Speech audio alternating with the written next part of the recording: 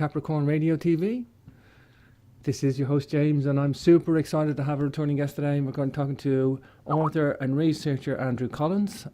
He is doing the Origins Conference, as most people will know, at the Capricorn Radio Network, and we'll talk a little bit about that when I bring Andrew on. We are here to talk about a little update today, and this fascinating bone plaque. I think this has got to be one of the most interesting artifacts and the coolest, not so much in the nature of what we're going to talk about, just the fact that this thing exists, just the fact that this little artifact is in the record, and we'll get into how it was discovered and the analysis of it. But let's bring on our guest. Hi Andrew, very welcome back to the show. Good afternoon, James. Great to see you again, Andrew. Glad to be back. Great to see you. Andrew, I just loved the newsletter you sent out, and I actually wasn't aware of this little bone plaque. Tell us, first of all, maybe you can hold up a picture for the audience so people can know what we're talking about, Andrew. Tell us where this thing was discovered, the backdrop to this, and the exciting imagery that's on this, Andrew. Okay, well, as you know, we do tours to Gobekli Tepe and the surrounding area, myself and Hugh Newman of Megalithomania. And we were with a tour group in September. And we'd gone to Şanlıurfa's new museum, which is about 8 miles away from Gobekli Tepe, and it's got a massive display of portable objects from Gobekli Tepe and various other, so-called pre-pottery Neolithic sites in the area. And we'd actually done the whole thing, and we were outside. And one of the ladies said, I missed such and such. Did you see it? Was it in there? And I said, okay, look, we'll go back in. I'll show you where it is. So we walked back into the museum. Everybody else was having lunch by this point. And we went into a side room. And I pointed out the object that the lady wanted to see. And with me was Hugh Newman and a friend of ours who'd come along on it by the name of Matt Smith. And Matt has got incredibly keen eyes because he was looking in one of the cases, and there was a tiny bone plaque, no more than about 6 centimetres in height, about 2.5 centimetres in width, and it had a little bit of imagery on it. Now, I looked at this, and I'd been in the museum on various occasions before, and I'd never noticed what was actually on it, basically because my eyes are not that brilliant. But he said, look at that. He said, on there are 2 T-shaped pillars. I said, what? So both Hugh and myself looked at it and couldn't believe what we were looking at. Stupefied. But beyond that, just a glance showed us that in between those 2 pillars was a very deep peck mark right in the centre, which you can see, if I can show you it on this form here. Oh, yeah, you can see it clearly there. You go. The deepest peck mark, and the fact there's a couple of lines each side of it suggested that it was a representation of what we call the soul hole stones in enclosures C and D at Gobekli Tepe. Now, these are in the position that you would find, let's say, the altar in any other temple. So instead of like a box-like altar, they've got these cut and dressed stones with deep holes penetrated through them. And quite clearly that was what was being shown on the bone plaque. Now, we'll come to other aspects of it as we go along.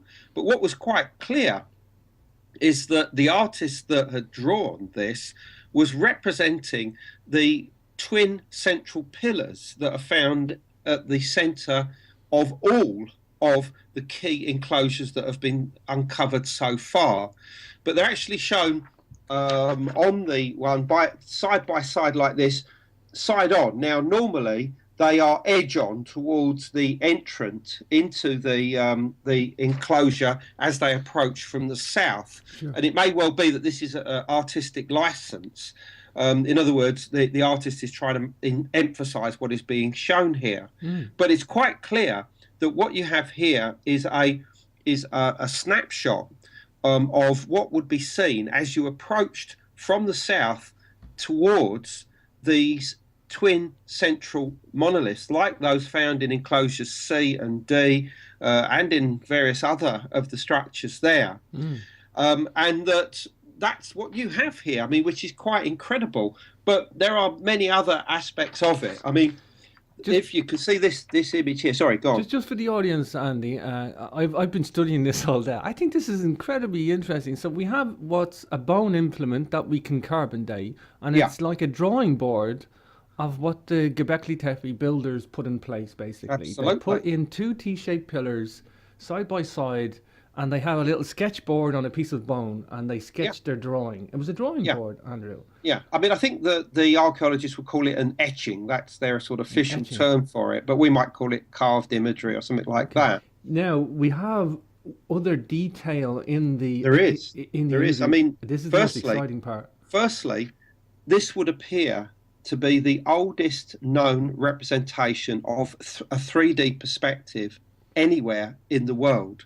You can see that the actual T-pillars themselves have lines. Let's see if I can just find it. Here, for instance, you have a line going up at an angle, and others that seem to be going into the centre, which seem to be showing a 3D perspective. Now, that's quite extraordinary. In other words, the artist is showing how it looks in 3D. But more than that, you have in the middle these lines converging that give a strong impression of a human figure standing between the twin pillars themselves. Now, although this is abstract in its in the manner that it's created, that is something which the pre-pottery Neolithic peoples did. I mean, for instance, at Navali Chori, at the extreme northern end of Shanlerfa province, a life-size human head was discovered there that has a bald head, but this ponytail at the back. The ponytail doubles up as a serpent, but also the head of that serpent looks like a mushroom head. So you've got like three different things overlaid on the same thing, and it looks like it's the same here. You have these converging lines that give the impression of a human figure standing between the pillars themselves, and I don't think that's coincidence. But even beyond that, if you can have a look at this image here, this is just an outline that was done by the engineer Rodney Hale. What he realised is that various of the key lines converge on this deep peck mark, and that would suggest that this was seen as a central key component of this design, emphasising its importance, which obviously begs us to try and understand what these soul holes or hold stones actually represented within the enclosures at Gobekli itself. And just before we finish here, you'll also see that there are three deep pet marks on the top of the plaque itself, and that these were looked at, and bearing in mind that that if the enclosures are facing towards the north, towards the soul holes through the twin central pillars, they align perfectly with the setting of the bright star Deneb in the constellation of Cygnus, a celestial bird, in the epoch of their construction. And this has recently been confirmed by two Italian archaeoastronomers, and published in a peer-reviewed journal in January, showing that the main focus of attention for the main enclosures at Gobekli Tepe was definitely Cygnus. And I mean, this is big news in its own right. But what's interesting is that those three deep pet marks, which have been closely examined in about 20 different pictures from two different sources, are in the exact astronomical positions of the three wing stars of Cygnus. Now, obviously some people might say that's purely coincidental, but I would like to think that that this has some kind of meaning, particularly as this is exactly the way you would be looking from the south to the north towards these stars as they came down to set. So this is from my point of view, this is like manna from heaven. This bone It's plaque is extraordinary, and not only that, but it also closely resembles the front cover of my book, Gobekli Tepe: Genesis of the Gods. and when you say snapshot, Andy, it is just like a snapshot. It's like a photo. It's the best thing we have of a photo in time. Exactly, yeah, and it's in 3D. Yeah. It's extraordinary. I mean, you can't make this stuff up. I mean, it's just remarkable. And of course, obviously, I've done articles on it.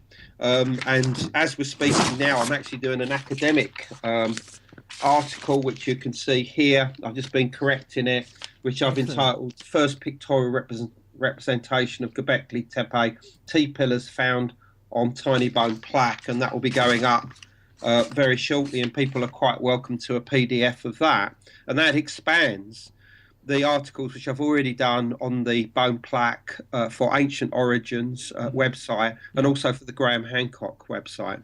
Sure. Andrew, you've got a newsletter on this. People can get that on Facebook and on andrewcollins.com. You've got this information all publicly available. This is hot news, Andrew. Definitely hot news. I mean, if I'm not mistaken, I think the oldest representation of the night sky is the Nebra sky disk. But if this is true, this would kick this back eons. Yeah, I mean, obviously there are various painted caves in southern France that depict abstract imagery that has been interpreted, and probably correctly, as celestial scenes. But this is clearly something that is showing 3D activity going on in one of the cult buildings or enclosures at Göbekli Tepe, perhaps as early as 9,500 BC. And this is extraordinary, and I don't understand why there is nothing about this bone plaque anywhere. I mean, I'm sure somebody will come forward eventually and say, "Oh, I knew that all along." But if they did, why didn't they publish on it? I've got virtually every article that's ever been done on Göbekli Tepe.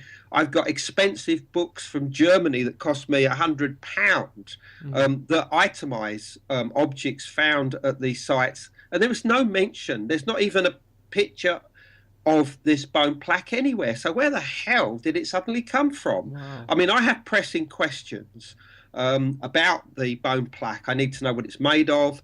I need to know whether there's anything on the other side. Remember, that's a possibility. I need to know where exactly it was found, and obviously when. That's the big one. We need these questions answered, and I'm in touch to a degree with Lee Clare, the German archaeologist that's in charge of excavations at Göbekli Tepe, and I've just notified him of the article that I've done. Now, he's the sort of guy that sees me as a meddling amateur who shouldn't really even be talking about these sort of things. They should be left to the professionals, but I don't care. I mean, the article that I've just finished is very scholarly based. It's completely referenced, and I think I've got something important to say about this site. And he will eventually respond, and I hope that after he's calmed down, that he will give us the information that we need, and of course this will be added to future articles on the subject. Plus, clearly, I'm going to be talking about the bone plaque and its implications at the Origins 2015 conference in London on November the 7th, because you can't not do. Everybody's going to want to know about it. Everybody's going to want to know its implications. So my lecture has evolved from when I originally created my brief of what I would be talking about, of course. Sure. Well, Andrew, I think what it does is it drives home the essence of astronomy to these builders. I mean, yes, they may have been shamans, and yes, they may have been sages that came in from another location. We can talk about that. I mean, there's many things going on there at Gobekli Tepe, but essence is the essence of it, I think, is astronomy. I mean, essence of most megalithic complexes is astronomy, Andrew. And I think you can say, you know, oh, this site is aligned to this way and it's that way, and there is some sort of interpretation, but there's also a conceptual argument and a backdrop to all alignments. So, yeah, I don't think you just open the door and say, well, this one's aligned to the east and this one's aligned to the west, and you just everybody have a field day for making up alignments. I think the alignments have to have a backdrop and some sort of a you know, Context. context. And if you have that context and then you have it backed up with some bone plaques, I mean, sorry, this is really driving it home for me, Andrew. Thank you. Well, okay, the problem is, just as you said, Gobekli Tepe was only discovered in the mid 1990s. The world only really got to know about it in the 2000s. So not much really has been established about its function, the beliefs and practices of those who would have, constructed the place and maintained it and used it for religious purposes.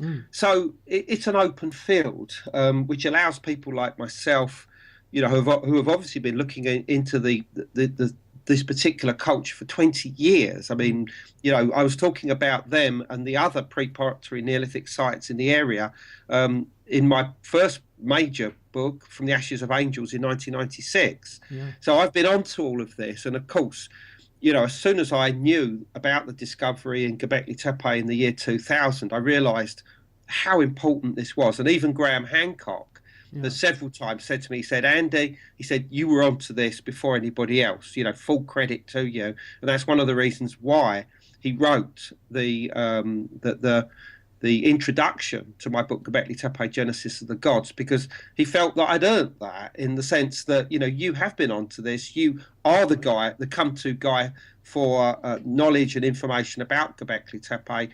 So, I am giving you my hand of acknowledgement by doing this introduction. Yeah. No doubt, Andrew, you are a discoverer. I've heard several other authors in the field refer to you as a discoverer. You like to get out in the field and do that, Andy, and I credit you for that. It's one of the things I like about you, Andrew. You just get out in the field, and it's all about getting involved and looking for this stuff. And like you say, it's still coming in. How many bone plaques could be in the ground out there, Andrew, with other little skateboards? Well, I mean, there's two others next to this one, although their imagery is much simpler. It's zigzag lines and things like that. I mean, clearly, we'll have a relook at all of these in the future. But it wouldn't surprise me if the artist that created that didn't do this alone, and that there are other similar plaques to be found there. Maybe even a sequence. Maybe this is almost like the Da Vinci Code of the Gobekli Tepe era, basically. Wow. I think so, Andrew. Andrew, maybe we won't go too crazy, but we'll have a little chat about the critique on Magicians of the Gods. I think it's fair that the Gobekli Tepe is going to be talked about now. There's going to be so many people get involved because it's almost in the public consciousness now. It's soaking in fast and furious into. It's like, who's not talking about Gobekli Tepe now? People that never liked history before is talking about Gobekli Tepe, but I think Magicians of the Gods is going to get a lot more attention. Well, it's going to be a bestseller all the way around the world. It certainly reached number 3 in the Sunday Times bestseller list a few weeks ago, and I presume it's still riding high as we speak. And it's going to carry these subjects to an incredibly wide audience. Whereas my books will go to maybe a few tens of thousands, Graham's will go to hundreds of thousands, if not millions of people.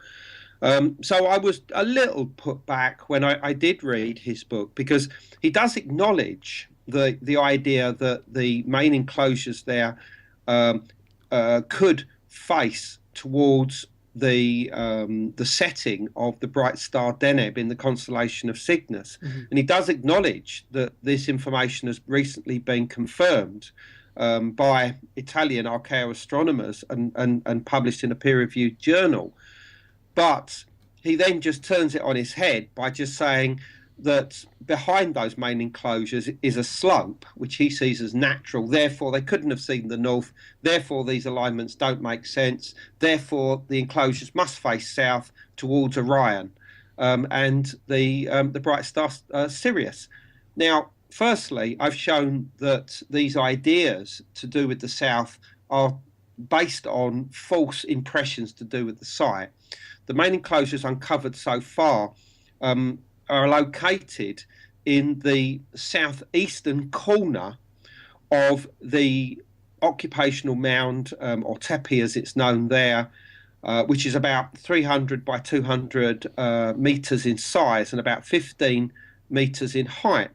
And Graham, unfortunately, is actually quite wrong here. The slope behind the main enclosures is purely artificial. This is accepted officially by the archaeologists and is even written on a sign board at the site itself. It is rubble, it's imported earth, it's stone chippings and human refuge. All of these were used as infill to cover over the enclosures that were decommissioned and others opened or built and opened in their place. And at least another 20 major enclosures await discovery beneath that tepe, and many of those are actually going to be on the bedrock at other parts of the hill, and there's no reason at all to suggest that the view was obscured in any direction from the top of that hill. Klaus Schmidt, in a personal conversation with me, talked about the possibility of there being what he called a core mound somewhere underneath the tepe. And I said, what evidence have you got for that? And he said, everywhere's got a core mound. We'll find one eventually. In other words, he hadn't got any evidence. And he actually admitted to Graham Hancock, and this is published as part of an interview with Klaus Schmidt in Graham's book, that the ground penetration radar work that was done at 2004 could not see the base of the tepe at all, that the rubble was too thick, they could not see the deepest enclosures, they could not make out the outline of the bedrock. But the last time I was there, I actually had Graham Hancock's book with me, and I looked very carefully at the layout of the spurs that jut out from the towards the south and towards the north from Gobekli Tepe. And there's one to the south-southeast that actually rises up towards the south-southeast and is lowering slightly by a few meters as it comes towards the enclosures. Now, that strongly suggests that those enclosures are on level bedrock. The other thing is that the twin central pillars in many of the enclosures have their carving facing towards the south, and this has been interpreted by the likes of Robert Schoch and Graham Hancock and Robert Bivell as that they are facing towards the southern horizon, looking at the rising of Orion. Now, I'm afraid that this doesn't quite, make sense. I mean, if you go into a Christian church and walk towards a high altar, you look up at the different statues of divinities that gaze down on you, and you behold those and wonder about their mysteries as you walk towards the high altar in the east. And why is the high altar in the east? Because this is the chosen direction of heaven in Christian tradition. It's the direction of resurrection. Sure.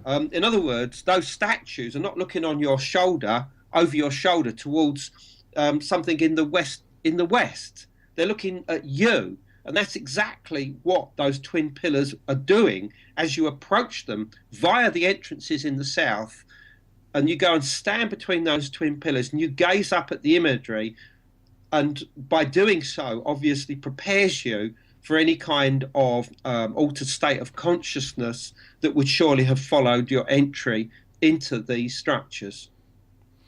Amazing stuff, Andrew. Andrew, you have the Origins conference coming up. Just give us a little bit of the lineup for Origins. I'm definitely going to be there. I can't wait. I think this is one of the most exciting conferences I'm going to go to because of the people, the research, and there's a culmination of a few different things kicking off simultaneously on the planet at the moment with Gobekli Tepe, the launch of Graham's book, and a few other things, and Gunang Padang. So tell us a little bit about the guest lineup. And give Origins a plug, please. Okay, well, we kick off first thing in the morning. By the way, the venue is University, Queen Mary University of London, which is a great venue. It's the campus at Mile End. We have a purposely built theatre for use on the day. And we kick off with Hugh Newman be talking about the origins of Peruvian-Bolivian civilization. All those great mysteries to do with the Pumapunka and Tiwanaku and Cusco have been going into the idea that there may be a greater antiquity in connection with these sites. And I mean, Hugh's been there literally dozens of times. So, he's the go-to man for these sites, along with obviously our good friend Brian Forrester. And then coming in live from Java will be the lecture from Danny Hillman. Now, he's the geologist that's been doing all the great work at Gunung Padang, which is the largest and oldest megalithic structure in West Java province of Indonesia. And of course, his work there has redated the site back from about 600 BC, perhaps as to a pre-8000 period.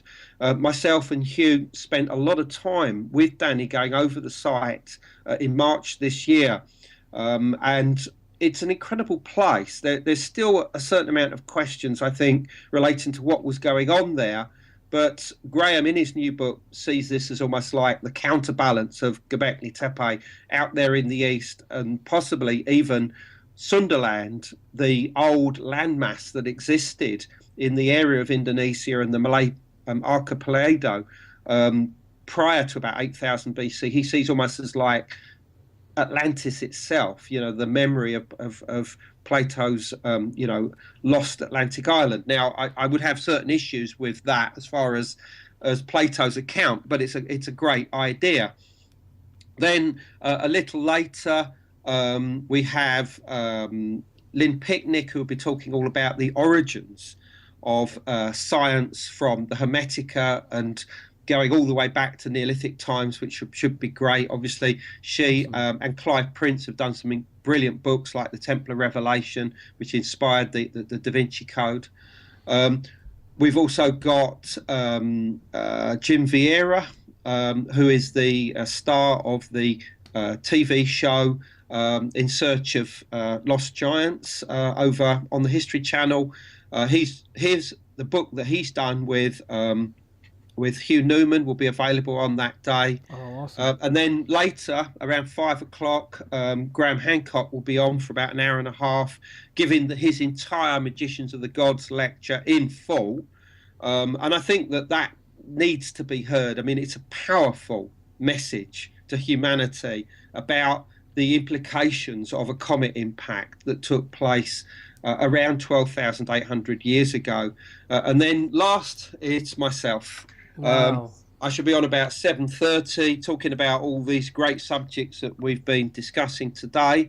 And the whole thing closes at about 9 o'clock. And then on Sunday, I'm taking people on the Hidden Mysteries of the East End tour with my co-host Caroline Wise, looking at all of the Hawksmoor churches, the pentagonal geometry, the Ripper murders, the Jack the Ripper murders, and how all of this ended up in books by the likes of Ian Sinclair, Peter Ackroyd, and of course Alan Moore. And his work, From Hell, went on to be a major blockbuster, of course, with Johnny Depp. So that's what we're looking at on the Sunday, and finishing it in the Ten Bells pub, made famous because it does feature in the Jack the Ripper story, and then probably having a curry afterwards. So sounds like a good weekend to me. Beautiful. It's a fun-packed weekend. I think it's really good value, Andrew. I really do. For all that for the price you get, I think it's awesome. I watched Lynn Picnic last night, funny enough, on Forbidden History. She's in that TV program in the UK, and Lynn's coming on the show very, very soon, I think, as well. So I'm looking forward to that. She looks a really interesting character, Lynn. Andrew, just to recap on the bone plaque, I just think it's awesome that somebody had that in their hand and carved it like a sketchboard.